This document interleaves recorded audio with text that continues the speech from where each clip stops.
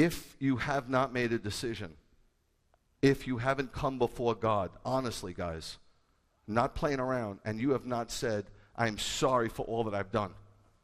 I want you to wipe my slate clean. I want to start anew. If you have not done that, then understand God is not sending you to hell. He is honoring your request. You will be apart from him for the rest of your days, for an eternity. Your resurrection is not an option. No more than your birth was an option. No more than your death is an option. Everybody will die here unless Yeshua comes back before your death. And your birth, there was no decision for you. The decision was made for you. You will resurrect. Every soul will resurrect. And there's only two places to spend eternity. The issue I have with some people is that they think, I'm doing certain things. I'm living with my girlfriend right now, and I'm not ready to give that up. God will work on it. You can't do this yourself. If you could do it yourself, then you wouldn't need him. You could be righteous in your own behavior. It's not possible. It's a process. Nobody just gives up everything, because everybody in here, the most mature believers, are still sinning. I bet you everybody in here has a love of money. Everybody likes money. Nobody's ready to sell everything they have and give it to the poor. So what does that make us? All sinners. If you haven't made that decision, don't screw around. And if you're not willing to make that decision, then at least give me the benefit of the doubt to explain why not. I would like to understand someone being that foolhardy. If you have made that decision and you're squirming, don't squirm. You made the decision. It's done. Don't keep jerking around with yourself going, well, am I really born again? How do you not know that? How do you not know that? I used to lay on my bed and process evil and how to perpetrate it. I lay on my bed and process the Lord and how to perpetrate that. So it's a change. Have I arrived? The great Paul didn't arrive after 10 years.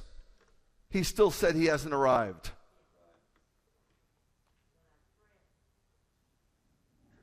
So if that's you, please come see me afterwards and let me pray with you. I don't need you to come running up or come walking up. I don't need that. But I need to see some legitimacy. If somebody says to me, Rabbi, I want to be saved, my question would be, saved from what? Last but not least, I want to tell you something the Lord told me. Hopefully it will encourage you. Things are not coming apart. They're actually coming together.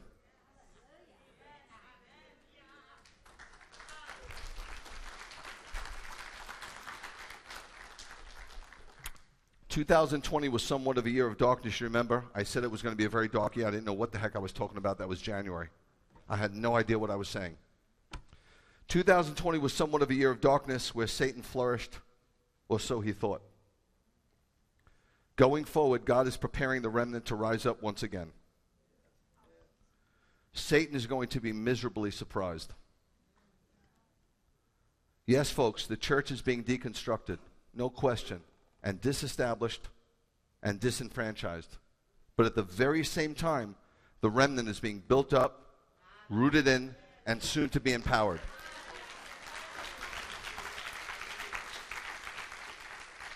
As things get darker, the remnant shall get brighter.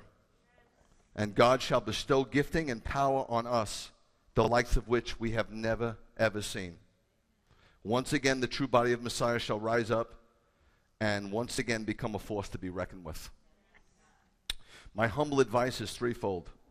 Stay very close to God in these days. Don't let things interfere. Don't serve other gods. Don't worship anything but the Lord. Stay very, very close to God. Put away all your idols, whatever they are.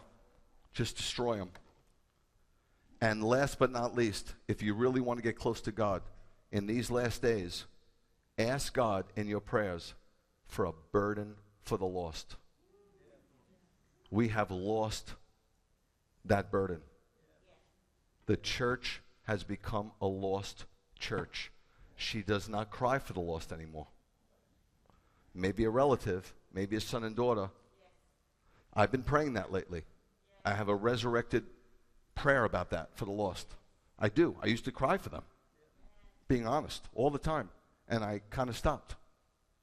And I got into professional ministry and missions and doing all kinds of stuff. But I'm getting back that burden again. I'm starting to see people in the park with flames around them. I want to get back to that place. Because before you could be a winner of souls, you have to be a weeper of souls. We have fell prey to dry-eyed Christianity. We want the gifts, but not the giver. Yeshua had one mission. He came to seek and save the lost. And although I know they're not listening, keep putting it out there, because they're going to be listening very soon. Things are about to fall apart like never before. And they're going to see you standing and praising. And they're going to want to know what you have. You're not going to have to seek them. They'll be seeking you. Let's stand together.